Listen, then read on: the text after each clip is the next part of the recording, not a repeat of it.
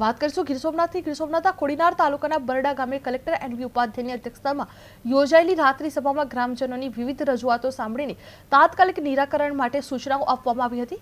આ ગ્રામજનો દ્વારા ફૂટપાથની માંગ કરતા કલેક્ટરે સ્થળ પર જ ₹1 લાખની મંજૂરી આપતા સભામાં તાળીઓના ગડગડાટ સાથે સ્વાગત કરવામાં આવ્યું હતું। ગામતળ સીમતળના પ્રસ્તો પ્લોટની માપણી, બંધારણના સમારકામ, નદી કાંઠે સુરક્ષા દિવાલ, રેશન કાર્ડ સહિતની અગત્યની રજૂઆત પર વિભાગીય અધિકારીઓને તુરંત જ કાર્યવાહી માટે આદેશ આપવામાં આવ્યા હતા। સાથે જ કુપોષિત બાળકો, આયુષ્માન કાર્ડ, મતદાર સુધારણા, પાક નુકસાન સહાય જેવા વિષયો પર પણ કલેક્ટરે વિગતવાર સમીક્ષા કરી હતી। બરડા રાત્રિ સભામાં કલેક્ટરનો સંવાદ યોજાયો હતો, જેમાં ફૂટપાથ માટે ₹1 લાખ મંજૂર કરવામાં આવ્યા હતા, જે ગ્રામજનોના પ્રશ્નો પર તાત્કાલિક પગલાં લેવામાં આવ્યા હતા। કુપોષણ અને આરોગ્ય મુદ્દે ચર્ચા કરવામાં આવી હતી અને વિભાગ અધિકારીઓની હાજરીમાં આ વિષયની ચર્ચા કરવામાં આવી હતી।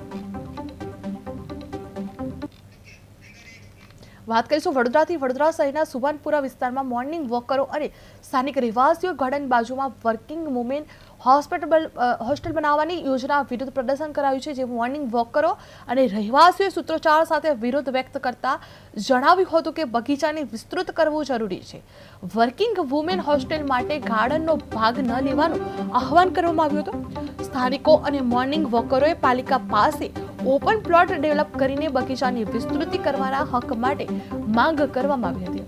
લોકોએ મુખ્યમંત્રી સહિત તમામ સ્તરે ગાર્ડન વિસ્તરણ માટે તાત્કાલિક પગલાં લેવાની માંગ કરવામાં આવી છે। મતલબ એટલું જ છે કે જે ગાર્ડનમાં સુવિધાઓ વધારો। આ તો તમે બાજુમાં ન્યુસન્સ જ લાવી રહ્યા છો। વુમન્સ હોસ્ટેલ એ ન્યુસન્સ જ કહેવાય, તમે કશું રોકી નહીં શકો ત્યાં આગળ। વુમન્સ હા ના, એ ન્યુસન્સ જ આવશે, એક જાતનું ન્યુસન્સ જ આવશે। આજકાલના બાળકો બહુ જ એ થઈ ગયા છે। મારું નામ રાકેશ છે, હું અહીંયા પાછળ જ રહું છું। આ ગાર્ડન જ્યારે બન્યું ત્યારે લગભગ મોટામાં મોટું ગાર્ડન હતું। અત્યારની હાલતમાં જોવા જઈએ તો સૌથી વધારે ફૂટફોલ અહીંયા છે, 10 થી 12 હજાર પબ્લિક રોજ। વાત કરીશું વડોદરાથી। વડોદરા શહેરના તરસાલી